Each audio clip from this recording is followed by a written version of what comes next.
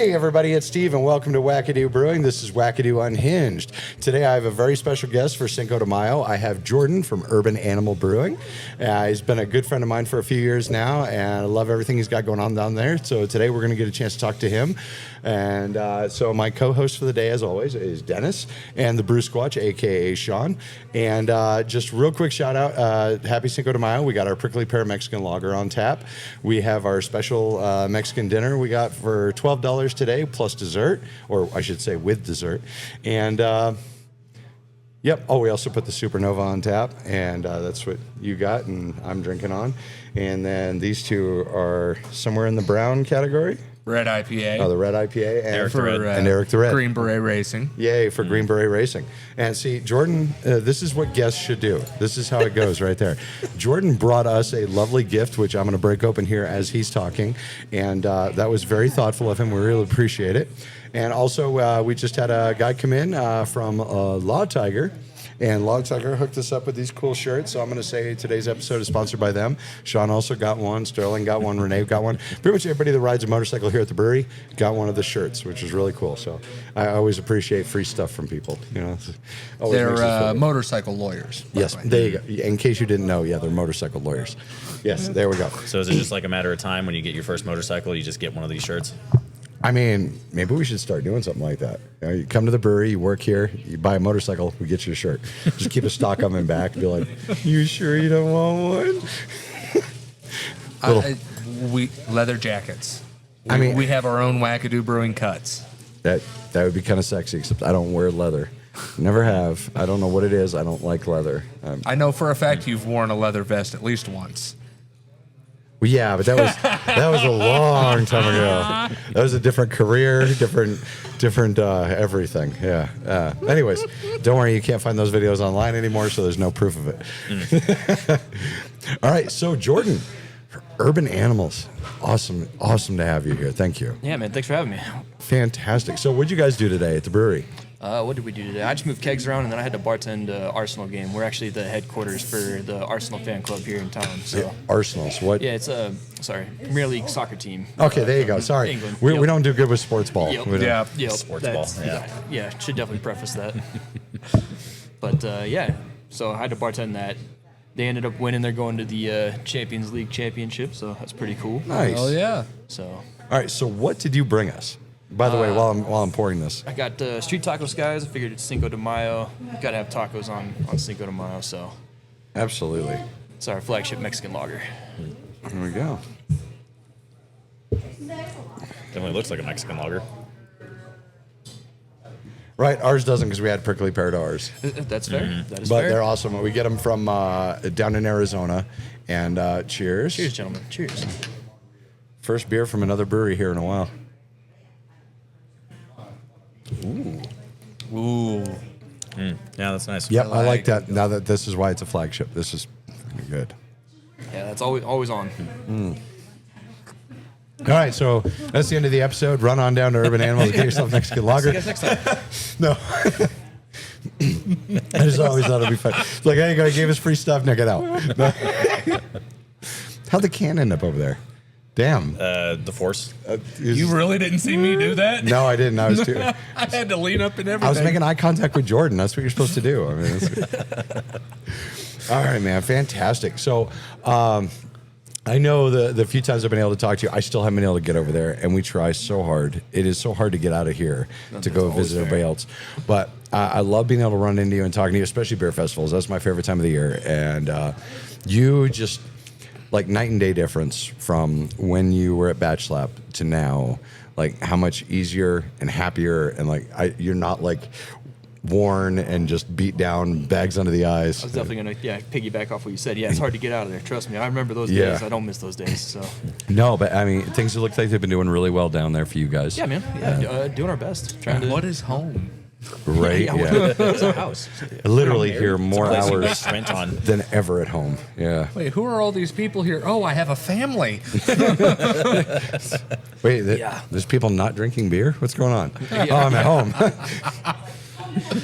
But yeah, man. No, it's been fun getting back to just being a brewer, focusing on beer, doing my best to help them with whatever they need. So yeah, it's been It's been great. Yeah. Well, we were just talking about you a few days ago with a couple of customers that knew the Batch Slap days, and now you over at Urban Animals.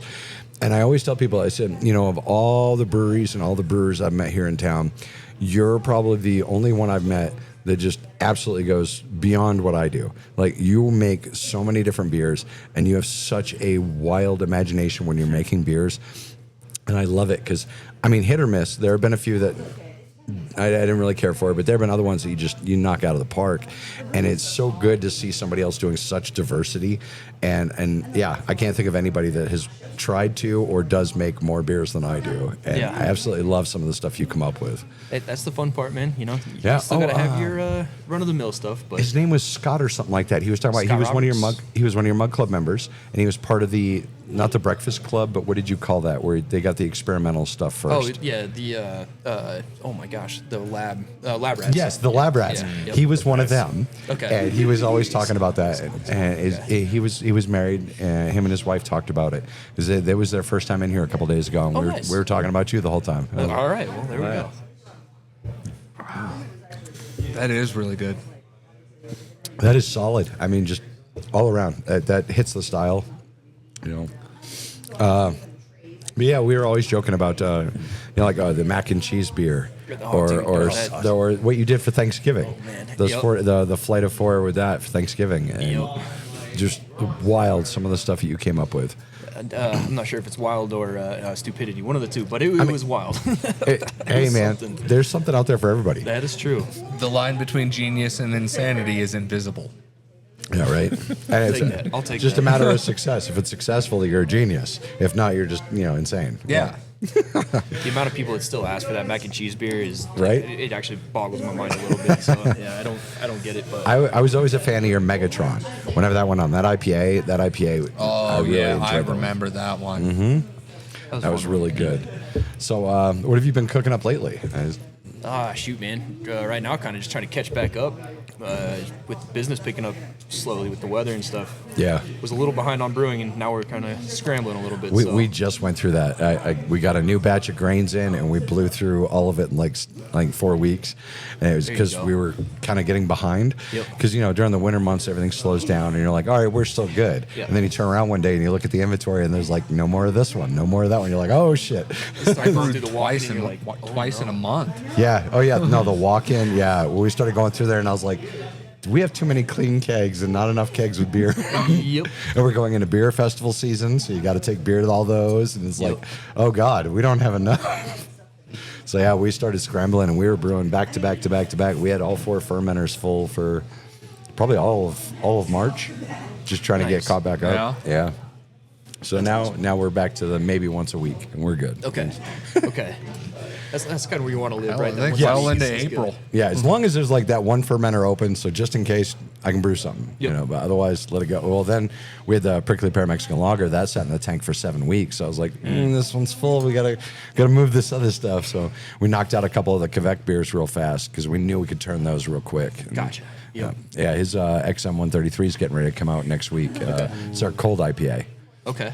That one's a lot of fun because people like the flavor of an IPA, but sometimes the bitterness and the hop end is just too much. You just need that. And a cold IPA, Yep. nothing. You get all those beautiful flavors, none of the other shit, and it's been great. And it started off, it was just an experimental beer, and we never renamed it because people thought it was fun, 'cause it was called the XM 133. And in the Army, every new piece of equipment is just called XM for experimental model, and then a number. Okay. So we just left the number, and it's like, what do we call this? And they're like, leave it.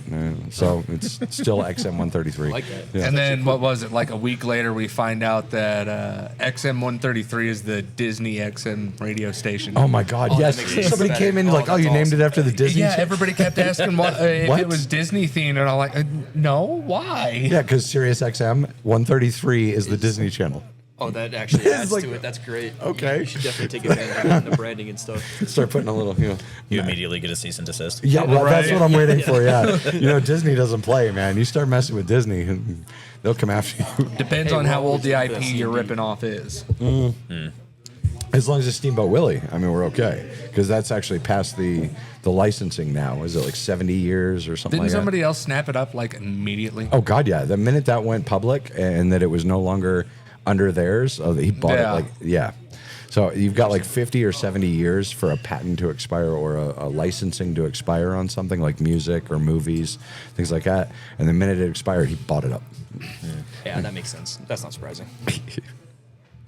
All right. So, beer festival season. First one. I think what's the first one coming up? I know Feast of St. I Arnold's think isn't Feast until is our June. first. I mean, we've got the Field of- golf course. Well, yeah, we did golf course. It's not really a beer festival. Yeah. We work with Deer King's golf course. Oh, nice. We go Yeah. down there. I just throw them all into this events tab in my Yes, brain. you have to go set up everything, and you have to serve beer, whatever it's for. You know. Let's see, Field of Drinks isn't until like Or actually, is August. that the one that's right down the street here at Rockledge Ranch? Are you guys doing that one? I'm not sure. I know we got the Manitou, the Heritage Days, Yeah. Monument, the Bines and Beers. Soon to be renamed, apparently. So Really? Yeah, they had to. The beer festival or the town? Okay. Okay. No. The beer festival. The whole town. If Monument was getting renamed, I think we'd all know that one. Yeah. I don't know. I guess they had to take it out because the Vines part. That was like because it was supposed to be a fresh hop festival. Yeah. But it's not anymore, so they're rebranding. So. Okay. Either way, yeah, that was my my very first beer festival. That's where I met a lot of you guys. That's where I met remember Curtis and Liz from Bells. That seems like bored people wasting time. I met Rob from Whistle Pig. A lot of other people up there. That was my first one, and I was so concerned with like, you know, being the new brewery in town. Like everybody's gonna be like, you know, F you don't know what you know. Because I mean, I just come off of a bunch of trash talking from the previous owner of Trinity. I'm not gonna say his name, but Now we all know who you're talking about. yeah. So I was like, okay, is everybody like this, or is it just him? And thankfully, it was just him. Everybody else has been really cool about it, and so that's kind of how I stepped into everything. What's your favorite one every year? My favorite fest. Yeah. I do love Bines and Brews. That is a really fun one. I haven't been to that one yet. That's a good question. Yeah. That's so I do that one every I year. guess I have to say Feast because that is the one that you will catch most guys at Yeah. every year, like in the most amount of breweries together in one spot. Yeah, and I love that one because it's not like corporate sponsored. It's not, you know, the vendors. I mean, the people organizing and making all the money, and you're just fucked. Right. We all do that one for free, and it's about the breweries, and they have the home brewer guys out there and the food trucks out there, and it's all about. It's more just having a good time versus the vendor owners trying to make money. And I mean, it's at that beautiful church, and they do a great thing with the pilgrimage coming around beforehand. Like, we're supposed to have them, I think, next Thursday. They're going to come out and do the proclamation and all that. Quick. Oh, geez. Yeah. Oh, no. People are already going around with the sheets, and you got to put the sticker on there. They're doing the Got the pilgrimage sheets, I already. didn't realize Yeah. good old St. Arnold himself's coming around already. Yep. That's crazy. I think we have them in here next Thursday or the Thursday after. It's one of our Thursdays because they just emailed about that again. That one is so much fun because there's a lot of pageantry to it, you know, and the award ceremony is more than just, here you won, piss off. Yep. Like they actually make a big deal about it, and you get to make a beer specifically as St. Arnold would have made it. And, Yeah. you know, it's just, there's a lot more to it. There's a personal investment to it. You Does know? that mean we're getting the propane burner out? No, I'm not doing. I'm not going back to those days. Let's see. I think honestly, the most fun to go to on my end was the Mac and Cheese Beer Festival up in Denver. That was the one you won I a was couple up of awards. there. Yeah, because it was only me and you from the Springs that went Yep. up there, and you won and like cleaned house, and there was some pretty upset breweries in Denver, and I was just like, ugh. And we actually won this last one. I think it was second best for the non-alcoholic beer because Okay. we're the only ones who make our own. And like we did the non-alcoholic beer festival. That one was.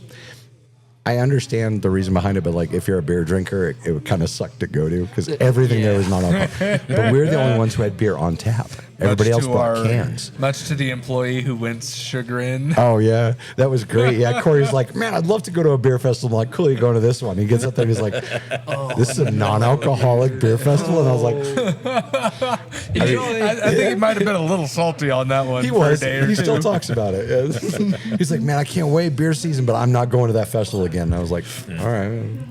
Yeah, I'm glad my first one wasn't a non-alcoholic one. Yeah, we did the Mile High. Yeah, Mile High. Yeah. That was my second ever beer festival, and the first one was the one down in Fountain, last summer. Yeah, the Field of Drinks. Field of Drinks. Also, I do love Field of Drinks. I It's love just it. hot, man. That one's so hot. Oh my God, what was it like 3 years ago when the Porta Potty Company canceled on them at the last minute? Yep. And so the city has banned them from being able to do business in Fountain. Oh, good. Because we have a giant beer festival, and they just last minute just canceled and said we're not coming. And gave no reason or Yeah, anything. so a beer festival with no bathrooms. Wow. So the city had to come down and unlock the dugouts. That's rough. The people had a bathroom. Yeah, but it was that's just that's a valid reason. yeah. I mean that's insane. But, I mean that one's cool too Just because hey, pick a spot. that is brought. Yeah, there's a creek nearby. That's brought It'll to be you by fine. the breweries, and it's for the breweries, and it's about the breweries, and it really shows you how much money those I keep calling them vendors, but what do they call it? The event organizers, how much money they really make. Because the Field of Drinks, we split the money between all the breweries. After you pay the advertising and you pay for the rentals and you pay for everything else to run the event, because Teresa does it from Peaks and Pines. She's the one who sets it up and runs it. But once you take away all that money that it costs to run the event, the rest of the money is split between all the breweries. And when you go to a beer festival, we're only getting not even what it costs to brew the beer most of the time. Yeah. Like most of these beer festivals pay us like 150 or 200 bucks total. And that's to bring 2 to 4 kegs of beer, plus 2 employees to run everything. You set up your CO2, everything we put out for the entire day. Yeah. And then to get that stipend. And then it's pulling teeth to get ice from them. Yeah. But I mean, all these things, and to get almost no money, and then to do Field of Drinks and actually see what the split is between everybody, that just goes to show you how much money those guys are making. And they all act like they're doing you a favor by inviting you to their beer festival. Like, we just got one like 20 minutes ago that me and Renee were like, no, we're not going, because they didn't offer any stipend, anything. And I was like, I can't afford that. I'm sorry. You know? But it's great advertising. Well, it's not even in Colorado Springs. So most of those aren't our customers. And you want me to give up. They wanted 4 kegs of beer. And it was like a 6-hour festival. So I'm like, 6 hours for 2 employees, 4 kegs of beer, and all of that for nothing in return. Yeah, I Not can't. counting gas. Yeah, Yeah, transportation right? costs. Yeah, food and everything else while you're there. Yeah, yeah. That was the hard part about Mile High Beer Fest that they talked about, because it was like a 12-hour day, because it was a 2-session event. Yeah. So you're there at like 8 in the morning. And they want don't you leave there till 10. hours early. You get Way like, early. Oh yeah, we were there pretty early. yeah, we're perpetually early here. And so we'll get there like 2 hours before the event just to find out the time they wanted us to start was still like 2 or 3 hours before the event. And it's like, it takes me 20 minutes to set up. Yep. I've been doing this a while. It's, Oh, yeah. yeah. And that's solo. Yeah. God. Yeah. There's been more than once that somebody's been there helping me, and I've just been like, stand there, and just 20 minutes later, everything's torn down, ready to go. Yep. Yeah. Okay, Yeah. help me carry stuff. Yeah, exactly. Yeah, the only thing I need help with really is the pop-up. 'Cause that's kind of annoying as one person to try to get that to squeeze together. It's possible, but annoying. Yeah. Yeah. Yeah, I mean, even me, very inexperienced with all of like the setting up the taps and everything. It was like, I gotta you have don't one want of to this. say shit the one time. And I was like, okay, cool. Yeah. And then because it it's was all all set up. very simple stuff. Yeah, everything is made upon the KISS rule. Keep it simple, stupid. You want more? Yes, please. This is good, man. We're good. It's a nice contrast too between Eric the So Red. that is quite the palate change there. Yeah. It was nice going from the New England IPA down to this. It was like, oh, nice and A little smooth. refreshing. But it was a bit of a shock to the senses going from that back to the red IPA. Would you like some more of your own beer? Oh, that's okay. You guys drink it. I get it every day, man. Yeah, I It's just want to keep this up front right here in the camera view. The urban animals. I do miss canning a little bit. It was fun, but when all those new tariffs and all those new taxes hit, it was just like we were losing money trying to can. You know, like there's no point. Yeah. I understand if you're still on the bigger distribution side, like I'll call them out. Red Leg, Pikes Peak, place like that have big distribution. I'm sorry, now Goat Patch. Sorry, but if you've got like volume of distribution, you're still making money. Right. But anybody like us that was doing small scale, we're just like Yeah. we'd sell a few 6-packs. It wasn't cost effective to keep doing it. Not to mention all the space it took up. Oh my gosh. Yeah, no, that did open up We quite have a bit of so room. much more room for activities. Yes, we do. So, did you You went up, right? How big is your Urban Animal system? 7-barrel. We have 2 7-barrel. 7-barrel systems. Oh, nice. So you got one at each location? Yep. Okay. So are you still, is it each location's brewing their own, or is there a set? No, there's a good mix and match. Okay. Mike, he's kind of past the exploratory phase anymore. He's like, I just want to brew what I know what to brew, and that's fine. So Yeah, he does because a lot of he got open productions. actually 2 weeks before I did. Yeah. So, yeah, Yep. I remember that because the first time I talked to him, I was like, man, you guys are coming up on your anniversary. And he was like, what? I am? I was like, yeah, you opened literally 14 days before I did, and here's my date. And he's like, oh, yep, I guess so. And I was like, all right. Mike is not a man of many words. No, he's not. That's why he likes to hide in the cave. Yeah. He stays back there. I can relate. Yeah. Yeah.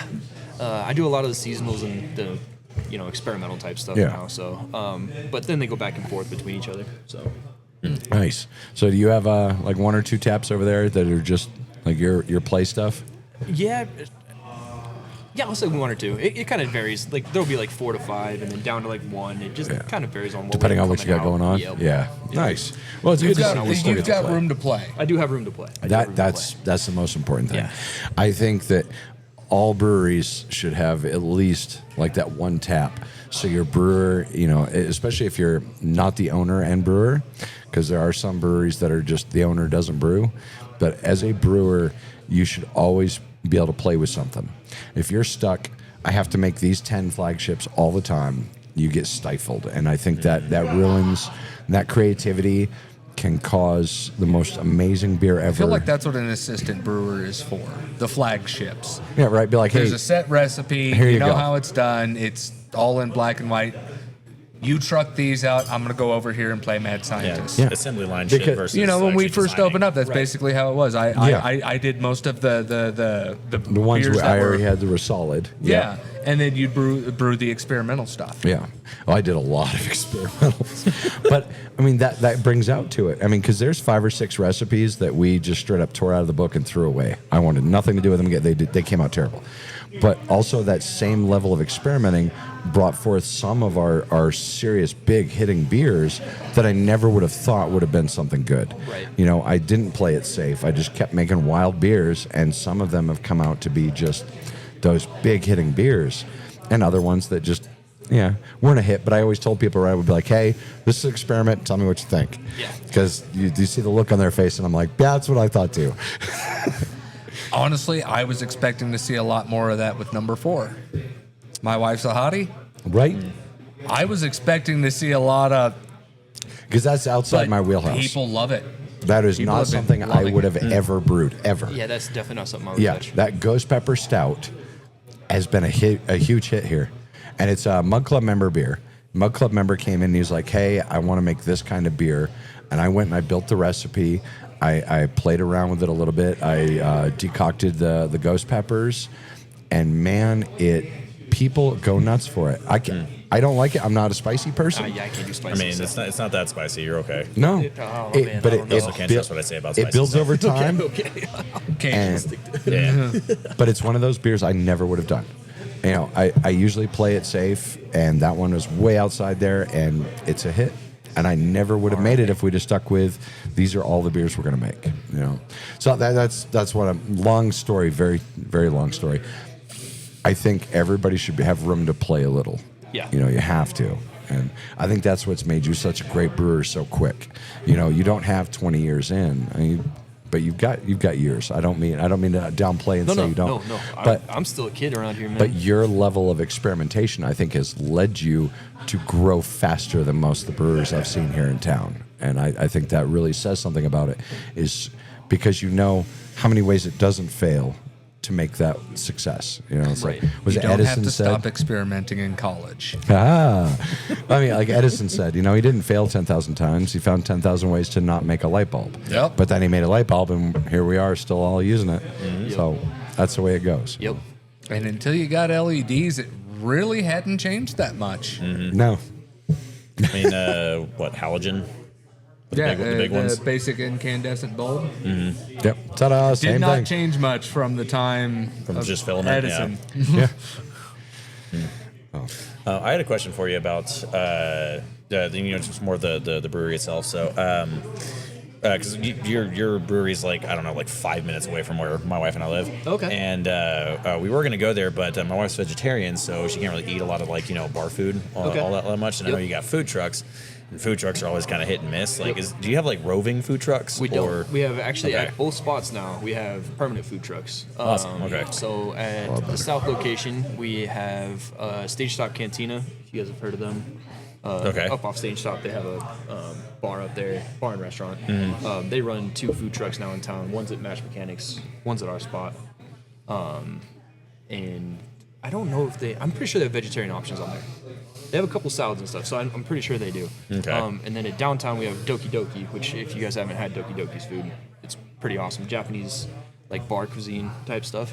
Okay. And he definitely has vegetarian stuff because his wife's also vegetarian. Oh, okay. Well, there you go. Awesome. I believe it's Cool. his wife's vegetarian. Someone is, but Yeah, we actually altered our menu for his wife because they come in, and There you go. so Like we now need we've to go started there. adding. Yeah, right. you should, man. Doki Yes, no, Doki we is, we have to it's get down. awesome. We have It's to so get down to good. your location. I just always hated the paid parking, but then somebody told me you got that little spot I have a in parking back. lot in the back, man. Yep. So we are going to make that happen. Next nice day, we're going to bring the bike down and we'll come hang out. Hey, there we go. Yeah, definitely. Yeah, just let me know, man.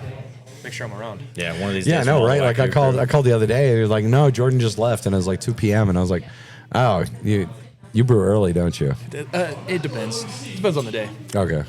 Yeah. Yeah, one Really of these just days depends when all on the the morning. Wackadoo crew comes out when everybody has bikes. Yes. Everybody Well, rolls see, up. that's the great thing too, because we can fit in like 1.5 parking spaces. Exactly. Hey, sounds Yeah. good to me.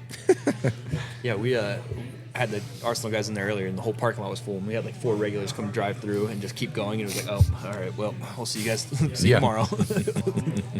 So That is the one downside of being downtown is the parking is always bad. Like, yeah, I like MASH because they got that little parking lot in behind there, and as long as it's after like 6 p.m., the bank is closed, so you can park there. Yep. But like if we want to go anywhere else in that area, we usually just park at MASH. I'll go and have one beer, so at least I gave them the courtesy, and then I'll go walk everywhere else. I mean, you can hit all 4 of us. Yeah. Very quickly. Yeah. So we're all within 5-10 minute walk of each other.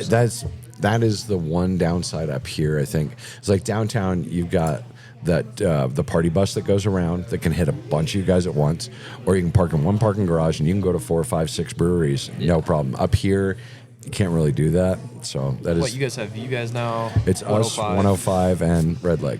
Red Leg. Yeah, and that's it. That's on this whole section of town. That's it. Right. There's nobody else anywhere near us. That's true. That is true. Yeah, so we were talking to try to put together like a little mini package for just the 3 locations and see if we can make something happen. But yeah, I'm one of telling you, give me Do it. a 15-pack van. yeah, and he's still got his license. So I mean, No, I don't have my CDL anymore, but I don't think you wouldn't need to. No. It's Not for under 15. 16. It's under 16 passengers. yeah, that's probably why they make a 15-passenger van. Yeah. Yep, that is Exactly exactly why. Yeah, you guys should definitely do that. We actually have something in the works like that for downtown right now. between Yeah, the 4 no, of us. it's so easy of that downtown. Yeah. You know, and you guys are all amazing down there, so that works That's out just really well. endorsements. That's not even. Or I don't think I'd need a full endorsement. For a 15-passenger van. Yeah. I don't know. Or We can't. it'd be more for using it for commercial purposes. We can't afford it anyway, so it doesn't matter. I don't think that's even has to do with endorsements. That's more of insurance purposes. Could be. Yeah. So what's your regular weekly schedule like down there? Like, what do you guys have going on? Like me as the brewer, or like just kind of like the brewery. The brewery. Okay, we do want to brewery-wise. talk Yeah, about yeah, urban yeah. animals some besides Yes. just you. Yep. No, I would prefer to talk about urban animal side of me. So what? So downtown Tuesdays we're starting to do Taco Tuesdays. So street taco. Yeah. Do $5 pours of that, and then trying to get food special with Doki Doki. Wednesdays we do our 5-gallon test batch stuff. So kind of back to my Yes. lab days at batch. Nice. Yeah, they let me kind of just have fun with that. I have a salsa one coming out tomorrow. Salsa blonde. Thursdays are our trivia days. And if you do want to participate, make sure you call ahead, reserve a table, because You guys fill up down there? Yeah. I Yeah. mean, we don't have a very big capacity anyways, so it fills up pretty quick. And then Friday, Saturday, Sundays just kind of weekend stuff. So Nice. nothing, no events or anything like that. So Cool. So do you on the brewery side, like what's your usual brew day? Or do you just bounce all over the Whenever. place? Yeah. Nice. I just brew when I get my stuff. So, yep. I'm one of those guys. I don't plan ahead very well. I kind of just brew when I want to. Oh yeah, Nice. I'm bad about that. 6 years now doing this, and I'm still bad about. I just look up at the tap, and I'm like, all right, what tap's about to go off? That's where this beer's going. Yep. I don't like pre-plan where each one's going. It's just wherever. So it used to be like, 1 was our porter, 6 was some kind of pilsner, 10 was always the hard seltzer. 16 is that at least has never changed. 16 is our non-alcoholic. 20 is my nitro. Other than that, 10 has stayed the seltzer. it has. But we used to have 2 seltzers at a time. Yeah. So Occasionally we'll have a second one on there, yeah. but And then our big beer is always on 13. But everything else, I can't tell you if that's a nitro tap, if that's going to be an IPA tap or a blonde tap, or it's just whatever's next one blowing. So we've had some times where we'll have multiple. Usually I try to do 3 IPAs at a time. I don't want to do more than that. Everybody's very IPA loaded right now. 20. Yeah, so 3's fine. Yeah, exactly. I try to have that nice wide selection, but sometimes we get a little more of one or a little less of the other. Like we just had 3 stouts on at the same time until today. I actually just pulled the other stout today because 2 was enough, and I needed to put prickly pear on tap. So, but yeah, it's so. What about up there with you guys? Like, where's your selection at? Like on average, So I mean, we only have 14 taps, and then size doesn't matter. It's okay. no, that's I appreciate that. We normally have about 2 to 4 IPAs on tap, and then after that, probably about 3 light beers. We had 4 pilsners on at one point though. Which Holy was shit. A lot. And then a stout, a red, normally a sour or 2.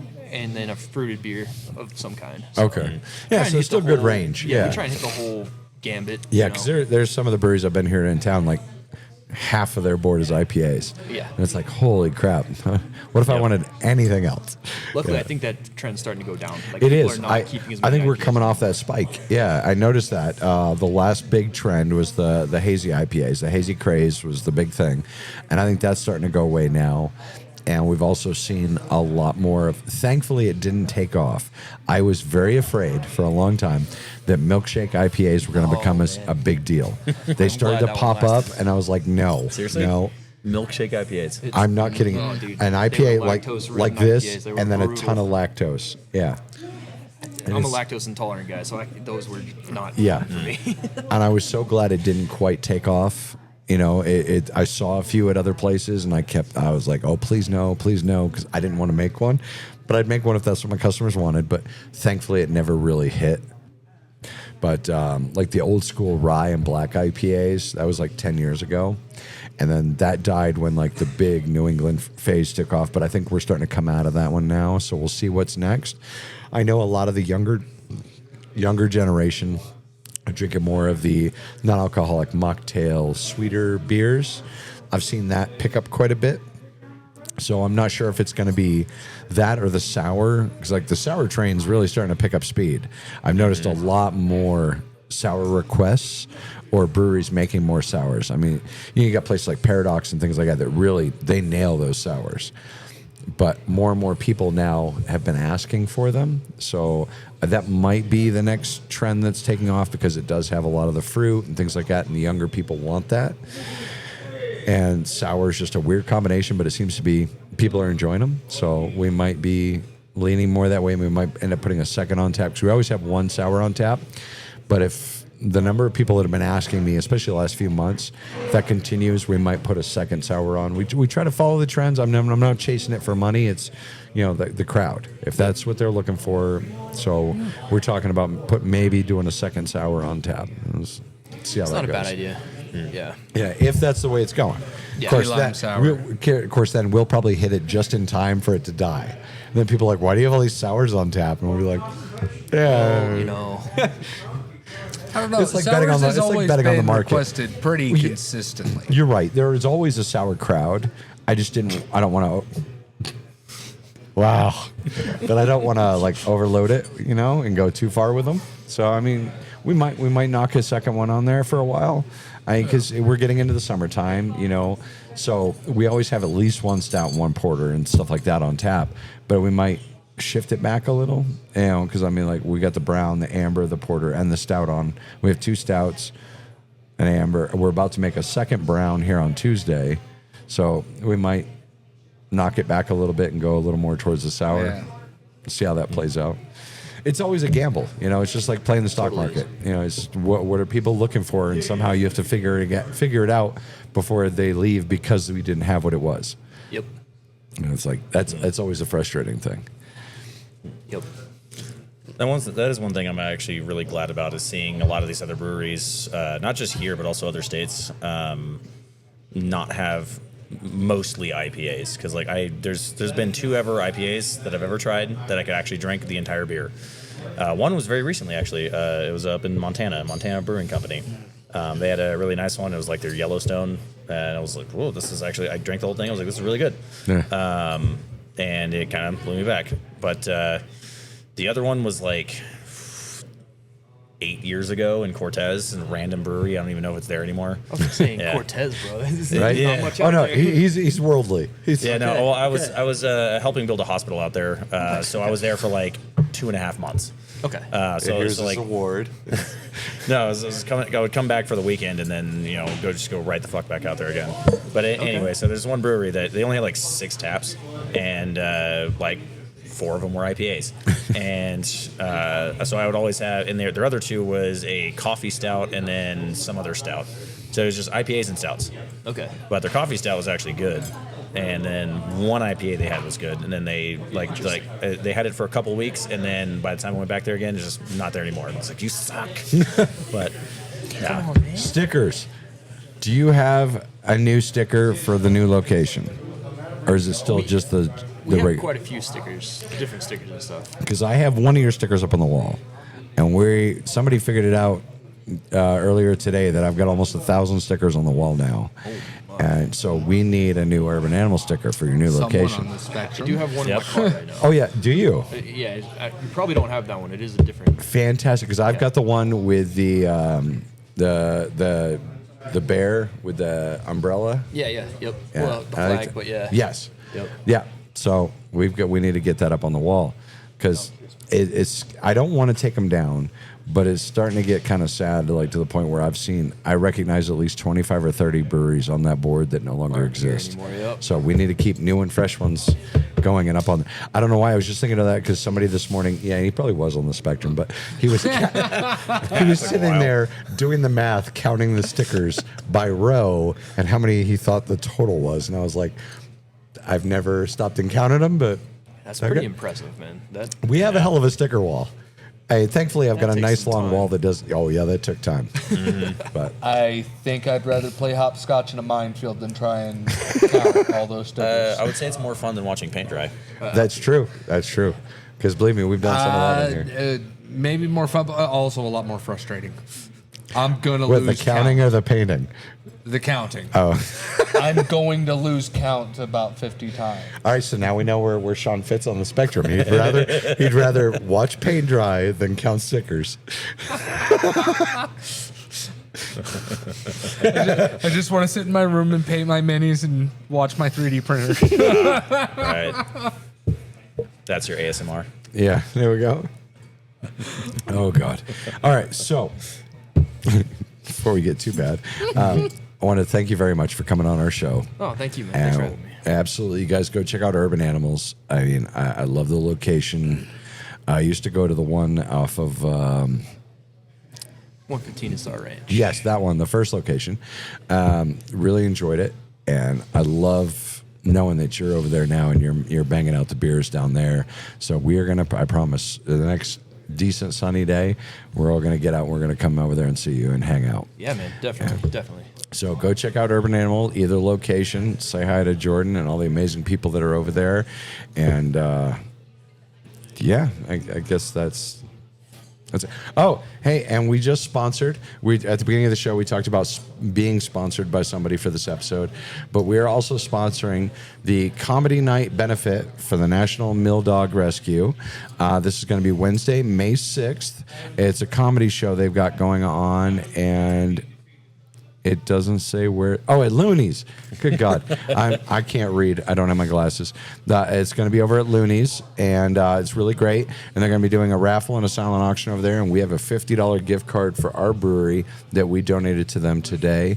So go and check out that show. It's going to be really awesome. It's $24, which means it's worth it because we used to do comedy shows here for free and nobody would show up. But they'll go pay $24 to see the same exact comedians we used to have.